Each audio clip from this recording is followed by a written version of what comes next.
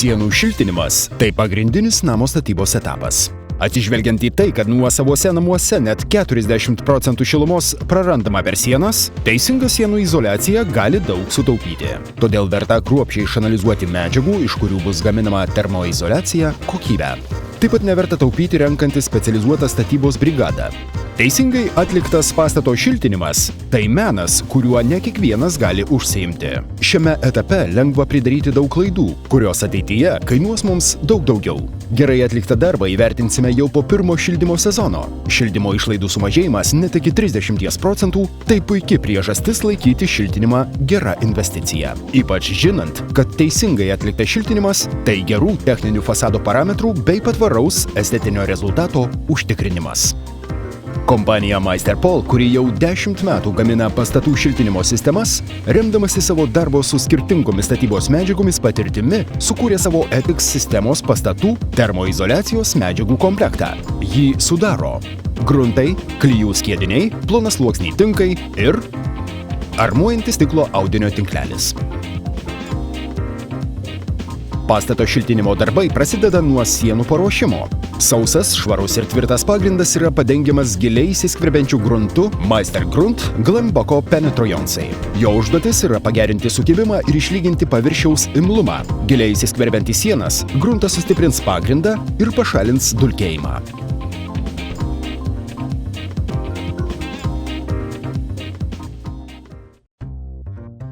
Sekantis paruošimo etapas – tai startinio profilio montavimas. Virš cokolio tvirtinamo profilio pozicija turi būti nustatyta su gulščiuku. Profilis montuojamas naudojant kaiščius. Šis dažnai praleidžiamas elementas yra labai svarbus ir užtikrina, kad pirma putų polistirolo plokščių eilė bus priklijuota lygiai. Be to profilis apsaugo pastatą nuo kenkėjų ir graužikų.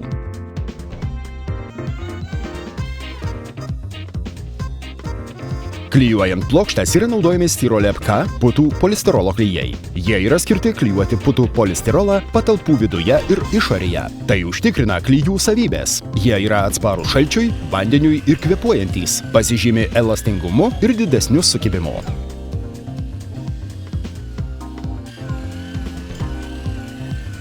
Kruopščiai išmaišius klijus su vandeniu, reikia palaukti 5 minutes ir vėl išmaišyti klijus. Styrolab K paruošti naudojimui.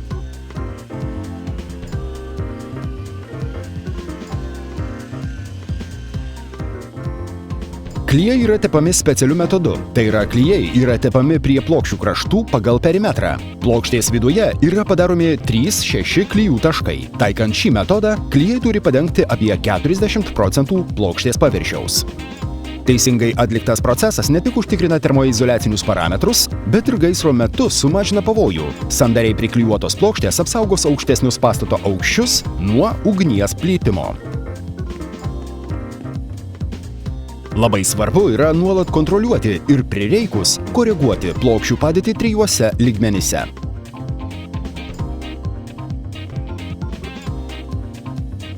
Putų polistirolo plokštes reikia klijuoti su siūlių perstūmimu ir kartu žiūrėti, kad plokštės būtų klijuojamas kuo arčiau viena kitos. Laikantis šių taisyklių, žymiai sumažėja terminių tiltelių atsiradimo rizika. Praėjus mažiausiai 12 valandų, kai klijai sustings, didesnius plyšius tarp plokščių reikia užpildyti putomis, kurios užtikrins dar geresnę izoliaciją. Visus susidariusius plokščių nelygumus reikia nušlifuoti. Lygus paviršius leidžia sumažinti medžiagų sąnaudas sekančiuose darbų etapuose. Langai ir durys yra jautriausios pastato vietos. Čia lengva suklysti. Šiltinant šias vietas būtina stengtis naudoti visas plokštes ir vengti užpildyti tarpus mažais putų polistirolo gabaliukais. Plokštės turi būti tvirtinamos taip, kad vertikalios ir horizontalios siūlės netitiktų angų kraštus. Nepaprastai svarbu yra sustiprinti kampus, esančius prie langų ir durų armuojančio tinklelio juostelėmis, įterpiant jas maždaug 45 laipsnių kampu. Tai apsaugos fasadą nuo trūkinėjimo dėl pastato sienų darbo. Šiltinant, langų angose yra naudojami specialūs profiliai su tinkleliu. Jie apsaugo nuo terminių tiltelių susidarimo, saugo langus nuo pažeidimo ar užteršimo tinkavimo darbų metu. Be to, patvariai ir gražiai sujungia tinką su lango rėmu.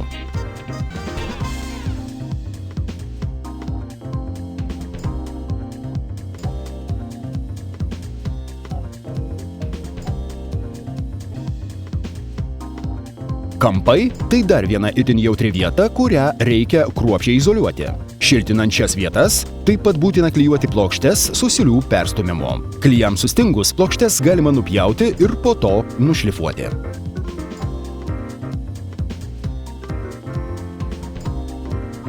Taip pat šiuo atveju reikia apsaugoti fasadą nuo mechaninių pažeidimų. Visus pastato kampus, panašiai kaip ir kraštus aplink langų angas, būtina sustiprinti kampuočiai su armuojančiu tinkleliu įterpiamu į klijus.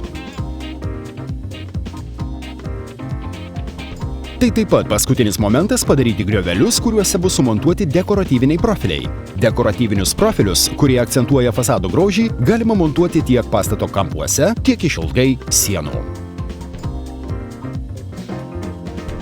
Dar prieš montuojant kampuotį su tinkleliu, putų polisterole yra padaromi grioveliai. Juose yra montuojami aliuminio arba plastiko profiliai, kurie yra sujungiami jungiamaisiais elementais. Profilio kraštai yra įterpiami į klijus panašiai kaip armuojantis tinklelis. Patalpinus profilį putų polisterole, jo kraštai yra įterpiami į pirmą klijų sluoksnį, o po to užglaistomi klijais. Klijams sustingus pastato kampą galima bus apsaugoti tinkamai paruoštų kampuočių su tinkleliu ir atlikti stiprinamąjį sluoksnį.